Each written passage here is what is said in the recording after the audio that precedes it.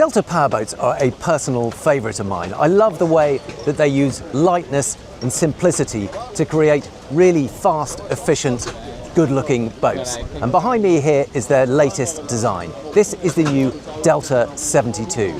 So let's get on board, have a look round, and I'll explain a little bit more about why an all-carbon fibre boat can make a huge difference to your enjoyment on board.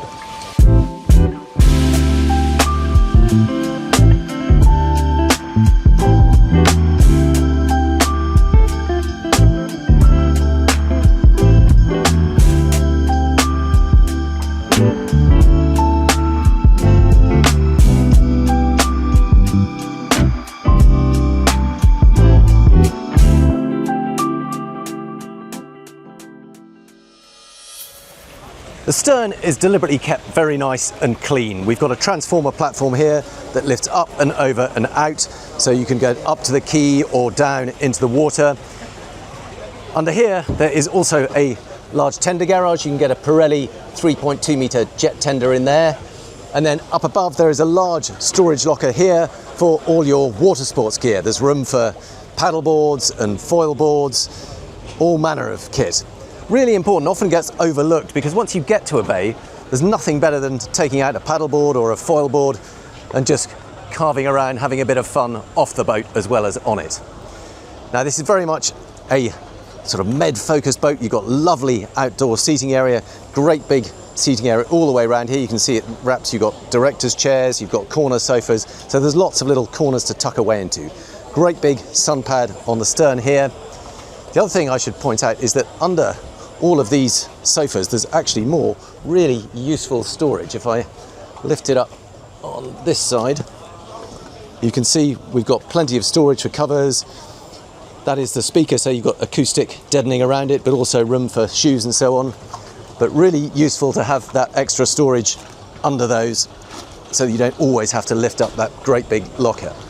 Now, everything is about keeping it light and open and airy, and everything about this boat is focused on achieving that. So little things like the pillars, the frames, they're all that much thinner, and everything feels very light and bright. Just look at this saloon area. Those pillars are tiny compared to most. Galley here in the stern makes perfect sense, because then you can serve people out in the cockpit as well as indoors. Very well spec'd. We've got Miele induction hobs, ovens, dishwasher, big American style fridge over on this side. I probably ought to point out there is also a wet bar outside, so if you are shutting up and the chef is busy preparing some lunch, you have got a wet bar here with a fridge on there, ice maker there, and if I can move that, see, we've got a sink and grill under there too. We've also got extra helm stations on either side here. This is an IPS drive boat, so all you need are these little joysticks and you can control everything. That makes perfect sense. You've got a view along the side deck as well as out over the stern. Love the contrast between these black grab rails, the pop-up cleats, and that bright white clean styling. You'll also notice this heavy rubber fendering. They're designed to be used, these boats. They're very quick, efficient and practical too, but lovely deep walk around decks. Feels nice and safe. You don't need guardrails here because they're so tall. More of those pop-up cleats, really heavy duty. So even though everything is light, oh, it looks like there's a lock on there. There you go, pop them back in. And then forward onto this deck area. So even though you've got a big main deck enclosed saloon area, you've got two good entertaining zones, front and back. See this big table here, that rises up, it also opens out. So decent sized space. You could happily sit here and have your drinks of an evening. More sun pads, space up in the bow here. Everything kept really nice and clean. So all the anchor gear is under here. You can see masses of storage space down there too for fenders and lines, and a great big anchor that swings out through that hatch. You can just see the cutout in the bow where it pokes out through the hatch before dropping down. Controls for the windlass here and the winch in there. You can see there is also a space you can set up a sun awning covering the whole of this area, as you can in the stern cockpit. Let's carry on back down this side deck. Worth pointing out that there are doors on both sides. I'll show you that from the inside too, but really good to be able to come out to the side deck from the helm station and the co-pilot seat.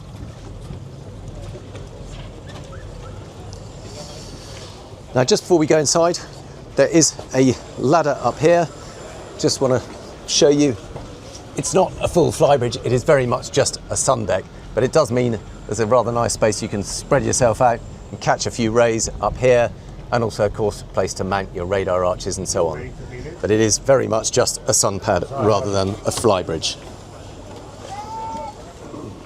And then if we go through back into the saloon,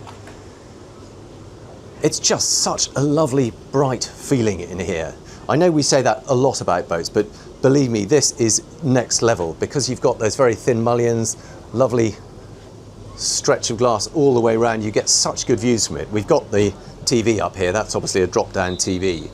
But for a big 60-foot boat, it all feels light and bright and delicate. Big sunroof overhead, that all opens up. The whole point of this boat was to create an enclosed space when you wanted it, but also to make it feel very open. And for a 72-foot coupe, this probably does it as well as anything I've seen. Helm station over on this side. Big bench seat. They're kind of 1.5 people wide. You could certainly sit 3 or 4 people along there if you wanted to, but obviously this is very much still a driver's boat. Delta, as well as being light and efficient, are also unusually quick. And this boat, even with IPS 1350 engines, will do over 40 knots. But the key thing is just how efficient it is. At 30 knots, it's burning, I'll have to check that figure actually, but it's remarkably. I'll fill you in later on when we see the engine room, because I had to do a double take just to be sure that it was correct. But 2 big Garmin screens there. We've got the IPS drives. There is a bow thruster too. Obviously you can do it on that alone, but having the bow thruster gives you that extra reassurance. Here's the skipper's door, and like everything, it's all built of carbon fibre, so incredibly light, slides across, no electrics, again just to keep things simple, light and reliable. Now I love this oak finish in here. It all feels very Scandinavian, very high quality, got suede or Alcantara stitched along there. And even though it all looks like it's solid wood, it's actually a very thin veneer of oak over carbon fibre. So all of these doors, for instance, let me show you one of these doors. It feels thick, but it's also incredibly light. It swings back and forth, far lighter than if it was solid wood. And because it's a carbon fibre composite sandwich construction with a sort of core material inside there, it will always stay absolutely flat. There's no warping, which might happen with natural wood. So let's go forward into the VIP cabin. And once again, it's that feeling of light and space. We've got a lot of room at the foot of the bed.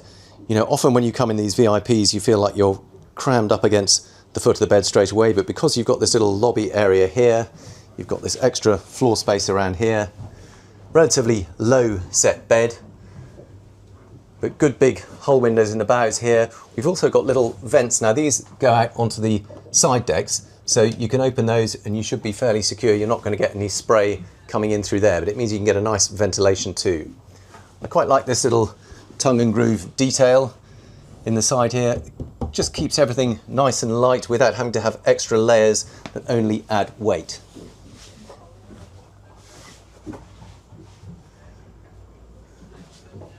Lovely little bit of recess work in these storage cupboards, lockers either side. Ensuite heads compartment, very generously proportioned actually, again, particularly given that this is the VIP rather than the owner's cabin. Nice bright colours in here too. Don't think that is real marble, I think that would be too heavy, but it looks very convincing. Decent shower compartment. Heated towel rail, because even though this is a Mediterranean-based boat, They are designed in Scandinavia and built in Estonia. Then moving back through the body of the boat, we have a double guest cabin over on the starboard side. Good standing headroom in here, got to be at least 6.5 feet. More of that tongue and groove planking.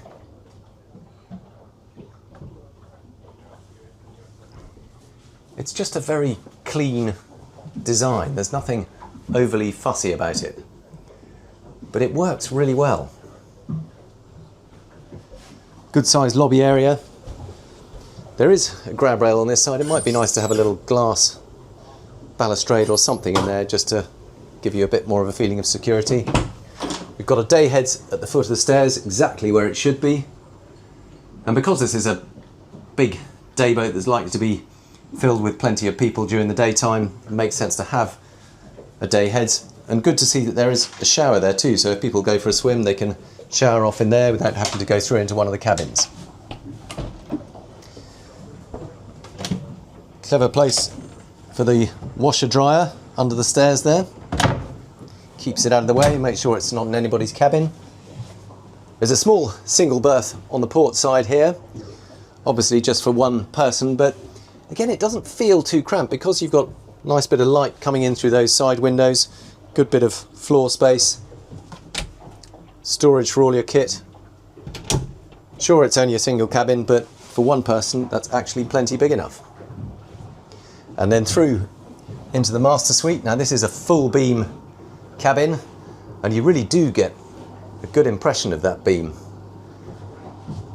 Now it is a slightly low ceiling. Where I'm standing at the foot of the bed, it's probably about 6 foot, probably feels about 6'4", maybe 6'5". It does drop a little bit because there's a small step area leading up to the bed, and then there's also a step in the deck head over it. So as you get up, you start to lose headroom, not quite standing headroom around the side, and then it drops down again, but fine. You can perfectly enough headroom to sit on the side of the bed or at this little vanity unit. But if I spin around there, you can see that. Got a couple of stools, mirror in there, little drawers, storage. Oh, you even got your own fridge. I rather like that. It's like having a mini bar in your hotel. Hanging locker here, big high-low to television, so that will drop back behind that storage unit there. Sofa over on this side, more hanging lockers in there. So plenty of space. Not quite full standing headroom, but that's a compromise they were prepared to make, both in terms of keeping the boat relatively low profile, but also making it sufficiently sporty and light to build. But I think that's a perfectly acceptable trade-off. There's decent standing headroom. I'll show you at the foot of the bed. It's absolutely fine. It's only when you take that step up to move around the side it starts to fall away a bit. And then ensuite head compartment here. Pretty good size. Bit of a throne up a couple of steps there. Can't see an opening porthole here, but you have got natural daylight coming in here. And a really good size shower with a double door behind there. Right, let's move back up.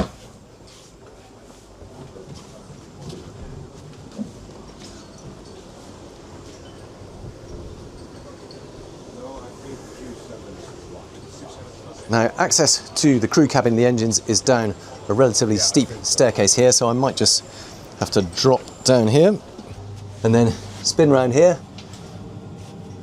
It's a bunk bed cabin, got 2 berths, probably only really likely to have one captain on board. I wouldn't think you necessarily need an extra crew member. They have got their own bathroom behind there. I'm not going to look too closely because they are living on board, but you can see you've got access to all the ship's systems through here, as well as a Garmin MFD, and then access through into the engine room. Now there are those twin IPS engines. The standard setup is IPS 1200s. This has the IPS 1350s. We've also got a Seakeeper 10. We've got a couple of Fisher Panda generators. This is obviously the tender garage, so it intrudes a bit down there. There's a bit of space on either side, but it's quite warm down here, so I'm going to pop up on deck and talk a little bit more about performance, range, fuel efficiency, and of course pricing. So we've talked a bit about the way this has been built using carbon fibre for all the key elements, particularly the hull and the deck and the hardtop. And what that does is reduce the weight from what would probably be something like a 45, 50 tonne boat down to 31 tonnes light. And that makes a huge difference. So the performance from those twin IPS 1350s, it'll be a maximum speed of around 41 knots. But rather than the outride speed, it's the efficiency that really comes into play. Because when you're cruising at 30 knots, this boat uses just 6.1 litres per nautical mile. And for a big 72-foot coupe like this, that is very impressive, particularly given the speed it also gives you if you want to get a bit of a move on. Now, prices for this boat, fully spec'd up like this with the bigger engines, are about €4.5 million ex taxes. Prices start at about 3.7 with the smaller engines, but to be honest, I think to take full advantage of it, it's well worth going for the bigger engines, both for the performance and the fact that there isn't really a price penalty to pay in terms of fuel consumption. So there you have it. That is the new Delta 72 Coupé. Very cool looking boat with some very neat technological advances that make a big difference to both performance and efficiency. Do please let me know what you make of it in the comments. I would love to hear it. And as always, thank you very much for watching.